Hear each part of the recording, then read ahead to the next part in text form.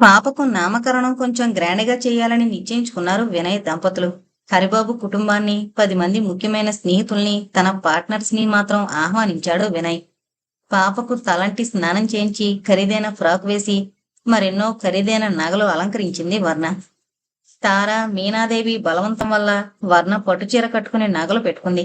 లక్ష్మీదేవిలా ఉన్న భార్యను, ఆమె అందాన్ని చూసి మెచ్చుకోకుండా ఉండలేకపోయాడు వినయ్ చాటుగా. అనుకున్న ప్రకారం 9 గంటలకల్లా అంతా వచ్చేశారు. నామకరణోత్సవం చేయించే బ్రాహ్మణుడు బియ్యంలో ఏం పేరు పెడతారో రాయమని సూచించాడు. వినయ్ నువ్వే చెప్పమన్నట్లు భార్య వంక చూశాడు. మీరే చెప్పండి అని భర్త వంక చూసింది వర్ణ. ఇద్దరూ కలిసి మంచి అందమైన పేరు సెలెక్ట్ చేయండి అన్నారు తారా, వసుధ. ముందుగా పేరు ఆలోచించుకోనందుకు తన మీద తనకే కోపం వచ్చింది వర్ణకు. పాపకెంతో అందమైన పేరు పెట్టాలనుకుంది గాని పనుల హడావిడిలో ఆ సంగతే మరిచిపోయింది. బ్రాహ్మణుడు తొందర పెట్టడంతో నీ ఇష్టమని వినయ్ అండంతో చివరికి గోకుల అని చెప్పింది. తారా, జయంత్ దంపతులు పేరు బావుందని మెచ్చుకున్నారు. మంచి పేరు సెలెక్ట్ చేసినందుకు కళ్ళతోనే భార్య టేస్ట్ని మెచ్చుకున్నాడు వినయ్. తర్వాత సత్యనారాయణ వ్రతం పూర్తి చేశారు. అందరి భోజనాలు అయ్యేసరికి 2 గంటలయింది. మగవాళ్ళంతా సెలవు తీసుకుని వెళ్లిపోయారు. తార, వసుధ, జయంత్ మాత్రం సాయంత్రం దాకా ఉండిపోయారు. తార సినిమా చూద్దామని గోల చేయడంతో వినయ్, వర్ణ కూడా బయలుదేరారు. రాత్రి అటునుంచటే వాళ్లను ఇంటి దగ్గర డ్రాప్ చేసి వచ్చేశారు. ఇంటికొచ్చాక వర్ణ గుప్పెడు ఉప్పు తెచ్చి గోకులకు దిష్టి తీసింది. చూసావా, అప్పుడే బిడ్డంటే ఎంత ప్రేమో అంటూ వేళాకోళం చేశాడు వినయ్. మీరు మాత్రం సినిమాలో ఆడుకుంటోందా, నిద్రపోతోందా, సినిమా చూస్తోందా అంటూ ఎన్ని ప్రశ్నలు వేయలేదు. పైగా హాల్లో చాలా మంది కళ్ళు పాప మీద పడ్డాయి అంది గోకులకి స్వెటర్ తొడుగుతూ. 2 రోజుల్లో మనకి గోకుల అంటే ఎంత బంధం ఏర్పడిందో చూసావా వర్ణ అన్నాడు భార్య చేసే పనిలో సహాయం చేస్తూ. అవునండి, కావలసిన వాళ్ళ పిల్లల్ని పెంచుకునే కంటే బయట పిల్లల్ని పెంచుకుంటేనే నయం. మనం చెప్పినట్లు వింటారు, మన ప్రేమను పూర్తిగా పంచుకుంటారు. అందుకేగా అక్కడి నుంచి తెచ్చుకుంది. ఆ ఉయ్యాల కాస్త ముందుకు లాగండి. మంచం దగ్గరగా ఉండి రాత్రుల్లో నిద్రలో లేచి ఏడ్చినా వెంటనే వినిపిస్తుంది అంది వర్ణ. ఇక గోకుల పడుకుందిగా, మనం కాసేపు అలా వెన్నెల్లో కూర్చుని కబుర్లు చెప్పుకుందాం రాబోయ్. పాపను ఒంటరిగా వదిలి ఎలాగండి, ఆ కబుర్లేవో ఇక్కడే చెప్పుకుందాం. ఏంటోయ్, నన్ను మరీ దూరం చేస్తున్నావు అన్నాడు చిరుకోపంతో. అదిగో అప్పుడే కోపం, మీరు దానికంటే మరీ చిన్నపిల్లాడైపోతున్నారు. వర్ణ, మళ్ళీ మన జీవితం ఇంత తీయగా సాగిపోతుందనుకోలేదు. ఇదంతా నా అదృష్టం అండి. మళ్ళీ నాకీ కొత్త జీవితాన్ని ప్రసాదించిన దైవం మీరు. నా గుండెను గుడిగా చేసుకుని అందులో మీ విగ్రహాన్నే ప్రతిష్ఠించుకున్నాను అంది వర్ణ అతని కౌగిలిలో ఒరిగిపోతూ. వర్ణ, నువ్వు ఇల్లు వదిలిపోయావన్న వార్త నా గుండెని ఆశానిపాతంలా తాకింది. దాంతోనే సగం కుంగిపోయాను. ఆ వెంటనే సమ్మెట దెబ్బలా మావయ్య మరణ వార్త. జీవితంలో కోలుకోలేని దెబ్బతిన్నాను. మళ్ళీ తిరిగి నా జీవితంలో వసంతం చిగురించింది. ఇది కళా నిజమా అనిపిస్తోంది. కోరుకున్న భార్య, కంటికి నచ్చిన బిడ్డ. ఓ, ఎంత అదృష్టవంతుణ్ణి అన్నాడు ఆమె ఒడిలో తలపెట్టుకుని. ఇలా కాలేజీ రోజుల్లో నీ ఒడిలో తలపెట్టుకుని జీవితాన్ని గురించి ఎన్నెన్నో రంగురంగుల కలలు కనేవాళ్ళం. చివరికవి ఫలించాయి. ఇంక నా జీవితం మూడు బారిపోయిందని, ఇలాగే బ్రతుకంతా గడపాలని అనుకున్నాను. కాని తారా వాళ్ల వల్ల మళ్ళీ ఒకటయ్యాం అంది అతని అందమైన క్రాఫ్ట్తో ఆడుకుంటూ. వర్ణ అంటూ ఆమెను దగ్గరకు తీసుకున్నాడు వినయ్. అతని ప్రేమలో కరిగి లీనమైపోయింది వర్ణ. స్తంభించిన కాలంలో తిరిగి చలనం ప్రారంభమైంది. వెన్నెల కిటికీలోంచి మీద పడ్డంతో చందమామని చూస్తూ ఉండిపోయింది వర్ణ. వినయ్ గాఢ నిద్రలోకి జారిపోయి కలలు కంటున్నాడు. వర్ణకి జరిగిందంతా కలలా ఉంది. మళ్ళీ వినయ్ని ఇలా పొందగలనని ఎప్పుడైనా అనుకుందా? అతనితో తన పెళ్లి తారా వాళ్ల బలవంతం వల్ల, అతనెవరో ముందుగా తను తెలుసుకోలేకపోవడం వల్ల జరిగింది. అలా తెలుసుంటే ఒప్పుకునేది కాదేమో. ఇదంతా దేవుడి చిత్రం. నిజంగా దేవుడనేవాడు ఉన్నాడో లేదో తను చూడలేదు, కాని వినయ్లో మాత్రం దేవుణ్ణి చూస్తోంది. అనుకూలుడైన భర్త, పండంటి బిడ్డ, ఇంకేం కావాలి తనకి? ఆ దుర్ఘటన జీవితంలో జరగకపోతే ఎంత బాగుండేది. తను కన్నబిడ్డ చనిపోవడం, ఏ తల్లి కన్నబిడ్డో తన బిడ్డ కావడం అంతా చిత్రంగా ఉంది. ఏమైనా నా వినయ్ నాకు దక్కాలనుంది, అందుకే అలా జరిగింది. మమ్మల్ని ఎప్పటికీ ఇలాగే చల్లగా చూడు తండ్రి అని మనసులోనే దైవాన్ని ప్రార్థించింది వర్ణ. గోకులతో రోజులు క్షణాల్లో దొర్లిపోతున్నాయి వర్ణకి. ఉదయం లేవగానే గోకుల పనులు చూడడం, ఆ తర్వాత వినయ్ బయటికి వెళ్లేదాకా అతనికి కావలసినవి దగ్గరుండి అందిమడం, అప్పుడు పాపకు స్నానం చేయించడం, మళ్ళీ నిద్రలేచాక గోకుల ఆటపాటలతో రాత్రిదాకా ఇట్టే కాలక్షేపం అయ్యేది. వినయ్ రాత్రి ఇంటికి చేరేసరికి 9 గంటలు దాటేది. ఒక్కోసారి గోకుల మేలుకొనుంటే పాపని ముద్దాడుతూ తను పసివాళ్ల ఆడుకుంటూ భోజనం మాటే మరిచేవాడు. ఎంతసేపలా దాంతో మీ ఆటలు, ఇంక భోజనానికి లేవండి, అప్పుడే 10 దాటుతోంది అంటూ హెచ్చరించేది. అయిపోయిందోయ్, వచ్చేస్తున్నా, ఒక్క నిమిషం అంటూ ఓ పట్టాన పిల్లను వదిలొచ్చేవాడు కాదు. అదిగో చూసారా, నేనంటే మీకెంత అలుసో, అదొచ్చాక మీకు నా సంగతే పట్టడం లేదు అనేది మూతి ముడుచుకొని. నీ సంగతి పట్టడం లేదా? అలా అయితే నా సంగతి నాకు పట్టనట్లే. నువ్వు నా అర్ధ శరీరానివి, నిన్నెట్లా మరిచిపోతాను? అది మాత్రం పరాయిదా కూతురు కాదు. చాలండి, ఏమేనంటే ఇదో మాట అంటారు. నాకు మీ ఇద్దరూ సామానమేనోయ్, 2 కళ్ళు మీరు. నాకు పిల్లలంటే అంత పిచ్చో నీకు తెలుసుగా. ఉదయం బయటికి వెళ్లేదాకా నా వ్యాపార విషయాలు చూసుకునే హడావిళ్ళో గోకులతో గడపడానికే టైం ఉండదు. నేను రాత్రుళ్ళొచ్చేసరికి ఒక్కొక్క రోజు నిద్రపోతుంది. అది మేలుకున్నప్పుడైనా మమ్మల్ని సరదాగా ఆడుకొని అనేవాడు. అతని మాటలు వింటుంటే ఒక్కొక్కసారి కన్నీళ్లు పొంగొచ్చేవి వర్ణకి. పెంపుడు బిడ్డ మీద ఇంత ప్రేమ చూపించే మనిషి తన పిల్లలే ఉంటే ఇంకెంత సంతోషించేవారో. కావాలనుకునే వాళ్ళకి, డబ్బున్న వాళ్ళకి సంతానాన్ని ఇవ్వడా దేవుడు? పేదవాళ్లకి, పెంచలేని వాళ్ళకి వద్దన్న అధిక సంతానాన్ని ఇస్తూనే ఉంటాడు. అయినా ఎవరినని ఏం లాభం, ఇంకా తనకు ఆ ఆశ లేకపోయాక. అయినా ఆయన తననేం అనలేదు. ఆయన దేవుడు కనుక. ఇంత జరిగినా ఇంకా పూర్వంలాగానే ప్రేమిస్తున్నారంటే ఇంకా చెప్పేదేముంది? తనకేం తక్కువ? కోరుకున్న భర్త, బిడ్డ. ఆయన చెప్పినట్లు గతాన్ని మనసులోకి రానీకుండా ఉండడమే మంచిది అనుకునేది వర్ణ. 2 సంవత్సరాల్ని కాల ప్రవాహం తనలో కలుపుకుంది. ఈ మధ్య రాత్రుళ్ళు తరచూ ఆలస్యంగా వస్తున్నాడు వినయ్. వర్ణడిగితే హెడ్ ఆఫీస్ నుంచి కంపెనీ తాలూకా మనుషులొచ్చారని, అందువల్ల ఆలస్యం అవుతోందని చెప్పాడు. ఓ రోజు మాత్రం కొంచెం తాగొచ్చాడు. ఆమెకి ఆ రోజు వినయ్ మీద చాలా కోపం వచ్చింది. ఎప్పుడూ లేని అలవాటు ఏంటి ఈయనకి? ఇంతవరకు ఎప్పుడూ తాగలేదు. ఈ రోజు ఎందుకిలా జరిగింది? కనిపించిపోయిందామె. మర్నాడు ఆ విషయం గురించి గట్టిగానే అడిగింది వినయ్ని. హెడ్ ఆఫీస్ నుంచి ముఖ్యమైన వ్యక్తులొచ్చారని చెప్పానుగా వర్ణ. రాత్రి వాళ్ళకి పార్టీ ఇవ్వడం జరిగింది. అందులో డ్రింక్ పార్టీ. వాళ్ళ బలవంతం మీద కొంచెం తాగాను. నేను కూడా వాళ్లతో పాటు తాగకపోతే వాళ్ళని అవమానించినట్లవుతుంది. పైగా నలుగురిలో నేను ఒక్కడిని మడికట్టుకుని కూర్చుంటే ఏం బాగుంటుంది చెప్పు. అందుకని కంపెనీ కోసం కొంచెం తీసుకున్నాను వర్ణ. ఏమో, ఇదే అలవాటుగా మారితే మాత్రం నేను భరించలేను అంది గద్గద స్వరంతో. ఆ సంగతి నాకు తెలీదా వర్ణ? మనిషి తాగుడికి బానిసే సంసారాల్ని నాశనం చేసుకునే వాళ్ళని ఎంతమందిని చూడడం లేదు. నేను బలహీనతకు లొంగిపోయే వ్యక్తిని కాదని నీకు తెలీదా అన్నాడు నచ్చజెప్తూ.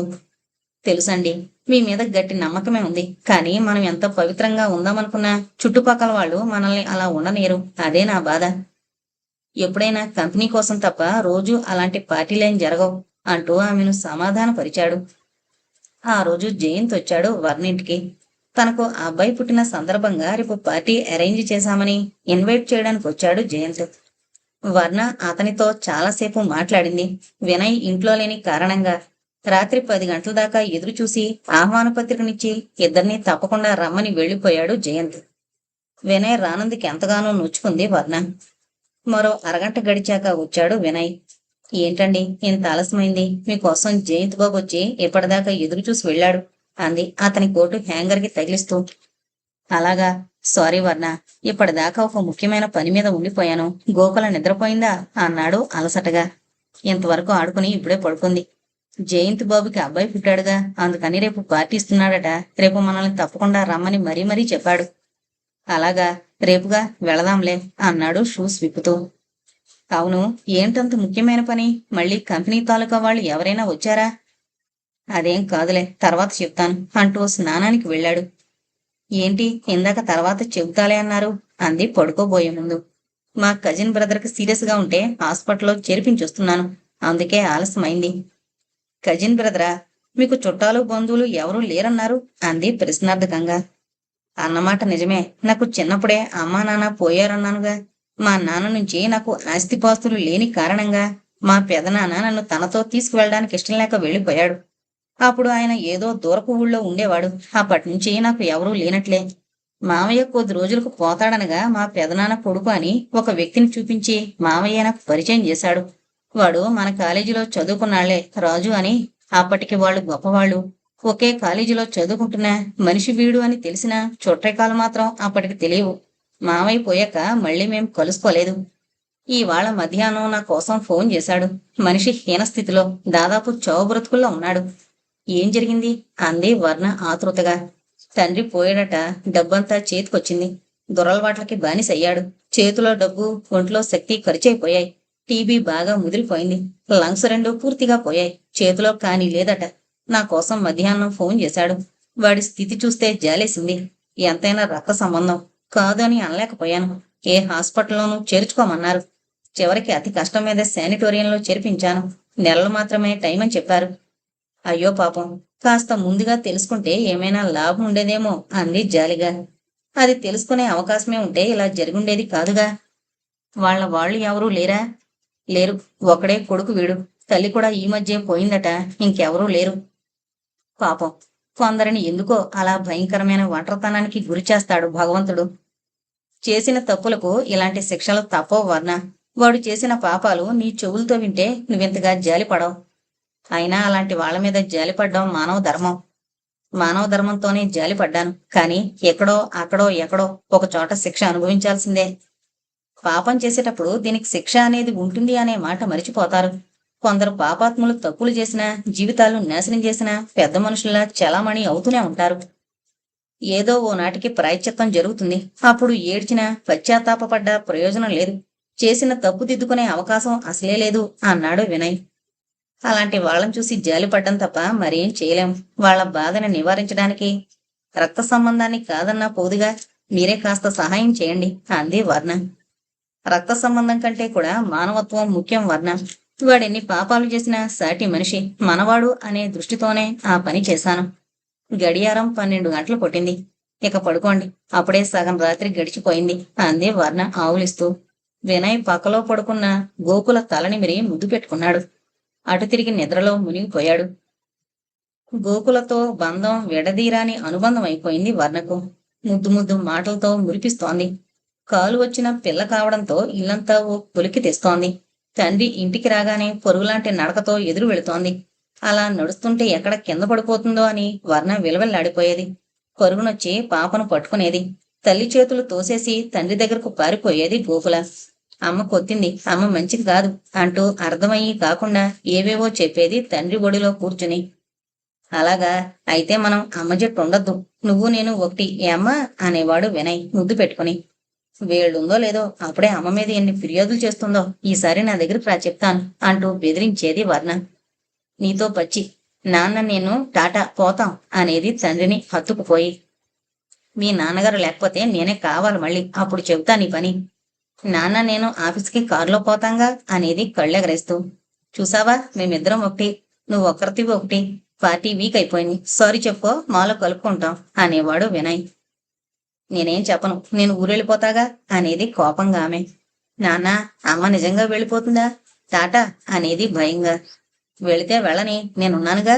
నిన్ను టాటా తీసుకువెళతాను, బొమ్మలు కొనిపెడతాను, అన్నం తినిపిస్తాను. మీ అమ్మను వెంటనే వెళ్ళిపోమ్మను అనేవాడు వినయ్. నాన్న, అమ్మ కూడా కావాలి అంటూ బిరుగ్గా తండ్రి వంక చూసి తల్లి దగ్గరకు రాబోయేది. నా దగ్గరకు రాకు, నేనొక్కరితోనే వెళ్ళిపోతాను అంటూ దూరంగా జరిగేది వర్ణ. నేనొత్తాను, నీ జట్టు కూడా ఉంటానే, అమ్మ కూడా వస్తుందేం అనేది తండ్రితో. చూడండి దాని వయసుగా తెలివి అంటూ గోకులని దగ్గరకు తీసుకుని గట్టిగా ముద్దు పెట్టుకునేది.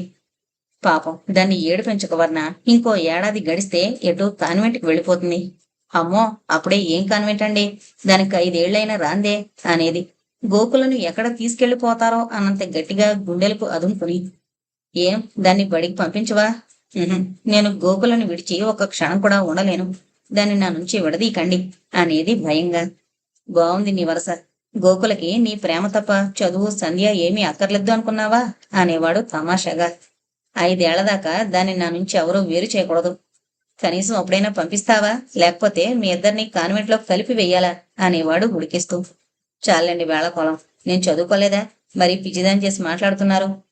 ఇప్పుడు రోజులు మారిపోయాయి. 3వ ఏట స్కూలుకి పంపితే 5వ ఏటికి ఫస్ట్ క్లాస్లోకి వస్తారు.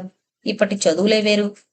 కావాలంటే దానికి ఇంట్లోనే టీచర్ని పెట్టించి ఈ 2 ఏళ్లు చదివిద్దామండి. దాన్ని బళ్ళో వేస్తే మాత్రం ఏం చదువుతుంది చెప్పండి? అక్కడ ఏడ్చినా, దానికి ఆకలి వేసినా ఎవరు చూస్తారు? వర్ణ, తల్లులంతా నీలా పిల్లలపై ప్రేమ పెంచుకుంటే ఇంకా స్కూళ్ళకి పంపినట్లే. వాళ్ళకి చదువులు వచ్చినట్లే. తల్లిదండ్రులకి పిల్లలపై ఎంత ప్రేమ ఉంటుందో అంత బాధ్యత కూడా ఉండాలి. ఒక్క ప్రేమే చాలదు, అవసరం వస్తే కఠినంగా వ్యవహరించాలి కూడాను. పెట్టేటప్పుడు ప్రేమ చూపించాలి, శిక్షణ లోపిస్తే కఠినం చూపించాలి. ఏమో బాబు, దాన్ని విడిచి ఉండాలన్న ఊహే నాకు బాధగా ఉంది.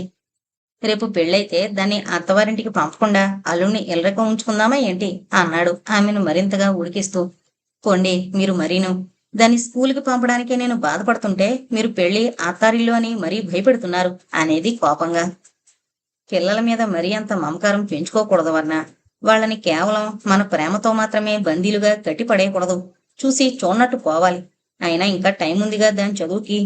అమ్మయ్యా, అప్పటిదాకా దాని చదువు మాట ముందు నాకు గుర్తు చేయకండి బాబు.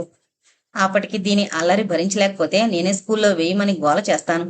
ఆ అది సంగతి. గోకుల, ఇలారా అంటూ దగ్గరకు తీసుకుని ఒళ్ళో కూర్చోబెట్టుకుంటూ, చూడమ్మా, రేపటి నుంచి నువ్వు బాగా అల్లరి నేర్చుకోవాలి. అమ్మను విసిగించేటంత అల్లరి చెయ్యాలి. అప్పుడు నీకు తొందరలో స్కూల్కి వెళ్లే అదృష్టం పడుతుంది, తెలిసిందా అనేవాడు ప్రేమగా. పోనానా, నేనసలు అల్లరే చేయను, ఆడుకుంటాను అంటూ బొమ్మల దగ్గర కూర్చుని ఆడుకునేది గోకుల. అలా చెప్పు తల్లి మీ నాన్నగారికి అంటూ నవ్వేది వర్ణ. ఆడపిల్లని తెచ్చుకోవడంలో ఉన్న అనర్థాలు ఇప్పుడు తెలిసాయి. ఏం పాపం, ఏమైందట ఆడపిల్లయితే అంటూ ఉడికించేది వర్ణ. అమ్మ పక్షం అయిపోయిందిగా, ఇంకా తెలియలే. మగాడైతే నా పక్షం ఉండేవాడు. చాలండి చిన్నపిల్లాళ్ళ అంటూ నవ్వి, ఆ అన్నట్లు మీరు ప్రతిరోజు ఆ శానిటోరియంకి వెళ్ళకండి. ఏం అన్నాడు అర్థం కాక. అతను అసలే బీపీ పేషెంటు, అక్కడంతా అలాంటి వాళ్లేగా. ఆ వ్యాధి అసలు ప్రమాదం, అందుకే చెబుతున్నాను అనేది భయంగా. అదా నీ భయం? నాకేం పర్వాలేదు. ఎందుకో తెలుసా, నా భార్య 2 కళ్ళు 24 కళ్ళు చేసుకుని రోజంతా నన్ను కాపాడుతూనే ఉంటుందిగా. ఇంక నాకేం భయం అనేవాడు ప్రేమగా వర్ణ కళ్ళల్లో కళ్ళుంచి దగ్గరకు తీసుకుని. పాప చూస్తుంది, దాని బొమ్మల ధ్యాసలో అది ఉంది, మన ధ్యాస మంది కొంటిగా అనేవాడు. చాలండి మీ కొంటితనం, మీరు కాస్తైనా నా మాట వినిపించుకోవాలి. అలాగే వర్ణ, నీ భయం నాకు తెలుసు. ఎంతైనా వాడు మనిషేగా, అసలే వ్యాధిగ్రస్తుడు, పైగా ఒంటరితనంతో బాధపడుతున్నాడు. రేపో మాపో రాబోయే మృత్యువు కోసం ఎదురు చూస్తున్నాడు. కనీసం ఈ చివరి గడియల్లో అయినా కాస్త రిలీఫ్ గా ఉంటాడని అలా వెళుతున్నాను అంతే. 5 నిమిషాల కంటే ఎక్కువ ఉండకండేం అనేది టైం చెబుతూ. పిచ్చివర్ణ, నన్నంటే అలా అంటున్నావు కానీ ఏ వ్యాధైనా చూడగానే రాదు. వాళ్ళ కర్మ ఫలితం అనుకో. కాసేపు అక్కడ ఉండొచ్చే నా గురించి ఎంత భయపడుతున్నావు. అక్కడ రోజంతా పనిచేసే నర్సులు, డాక్టర్లు ఎంతగా భయపడాలి. వాళ్ళ భర్తలు, భార్యలు ఏం చెయ్యాలంటావు? ఏమో, అదంతా నాకెందుకు. నాకు కావాల్సింది మీ విషయం ఒకటే. అలా చేస్తారా లేదా అంది ఖచ్చితంగా. ఓఎస్, తప్పుతుందా? భార్యామణి మాటంటే మాటే. సుప్రీంకోర్టుకి వెళ్ళినా తిరుగుండదు. సరేనా మేడం? చాలండి, కాస్త రోజు విడిచి రోజు వెళ్ళండి. అడిగితే ఏదో పని తగిలిందనో, ఎక్కడికో వెళ్లాల్సి వచ్చిందనో వంక చెప్పండి. అలాగే అలాగే. ఎకనైనా కాఫీ ఇస్తావా? నీ నీతి బోధలు మిగిలిన్నాయా? ఇస్తాను కానీ నా మాటలు మర్చిపోకండేం అని హెచ్చరించి వెళ్ళింది వర్ణ. ఎంతవరకు నా క్షేమం కోరుకునే తాపత్రయమే తప్ప మరో ధ్యాస లేదు అనుకుని వర్ణ ప్రేమకి మురిసిపోయేవాడు వినయ్. వారం రోజులు పనులకి స్వస్తి చెప్పి ఇంటి పట్టునే ఉంటున్నాడు వినయ్. ఆ రోజు తార, జయంత్ వచ్చారు. ఏది నీ కూతురు అంది వస్తూనే తార. నా కూతురుని అడుగుతాలే కాని అల్లుణ్ణి వెంట పెట్టుకుని రాకూడదు అంది వర్ణ. గోకుల వయసు వచ్చాక వాడే వచ్చేస్తుంటాడు, అత్తగారింటికి వద్దంటున్నా. ఆశ నాకేం లేదులే. ఎందుకు లేదు వర్ణ, ఇప్పటికే రోజులు మారిపోయాయి. పైగా మాది ఆదర్శాలకు నిలమైన కుటుంబం. వయసు కాస్త తక్కువైతేనే మా వాడికి, చిన్నవాడైతే మరీ మంచిది, పెళ్ళాం చెప్పు చేతల్లో ఉంటాడు. వాళ్ల వయసు వచ్చేసరికి పెద్ద వయసున్న అమ్మాయిల్ని పెళ్లాడే రోజులొచ్చేస్తాయి అన్నాడు జయంత్. ఆ మాట నిజమే జయంత్. పైగా మా వర్ణ కూతుర్ని వదిలి ఉండలేదట. అల్లుణ్ణి ఎల్లరకం తెచ్చుకునే ప్రయత్నంలోనే ఉంది అన్నాడు వినయ్ నవ్వుతూ. ఇంకా ఎంతకాలం ఆడపిల్లలే అత్తారిళ్లకు వెళ్లడం? ఈ రోజుల్లో ఆడవాళ్లు ఉద్యోగాలు చేస్తున్నారు, ఊళ్ళు ఏలుతున్నారు. కాబట్టి రూల్స్ అన్ని మార్చేసి వీళ్ళకి పెళ్లి చేసి మీ ఇంటికే తెచ్చేసుకుంటే కాస్త వంట వార్పు అయినా నేర్చుకుంటారు. పెళ్ళం ఎటు సంపాదించి పెడుతుందిగా అన్నాడు జయంత్. ఇందులో జయంత్కి స్వానుభవం ఏం లేదు కదా అన్నాడు వినయ్ హాస్యంగా. అంతా గొల్లును నవ్వారు ఆ మాటలకు. అల్లుడు నాకు దక్కాలంటే జయంత్ బాబు మీరొక పని చెయ్యాలి అంది వర్ణ గంభీరంగా. ఏంటది అన్నారు ముగ్గురు ఆతృతగా. ఏంటమ్మా నవ్వుతున్నారు, ఎందుకు అంటూ బొమ్మను చాంకలో ఎత్తుకుని బుట్టబొమ్మలా వచ్చింది గోకుల. రా తల్లి, నీ దర్శనమే కరువైంది, నీ గురించే చెప్పుకుంటున్నాం అంది గోకులని ఎత్తుకుని ముద్దు పెట్టుకుంటూ. తిరిగి తారలాగే తను ముద్దు పెట్టుకుంది గోకుల. ఎంతకో విషయం ఏంటో చెప్పలేదు అన్నాడు జయంత్ గోకులను ఒళ్ళో కూర్చోబెట్టుకుని. కొద్ది రోజుల పాటు తార పెళ్లి ఆఫ్ చెయ్యాలి. ఎందుకు అన్నారు వినయ్ జయంతులు. రెండింటికి సంబంధం ఏంటా అని. ఎందుకమ్మా నా పెళ్లి ఆపు చేయడం?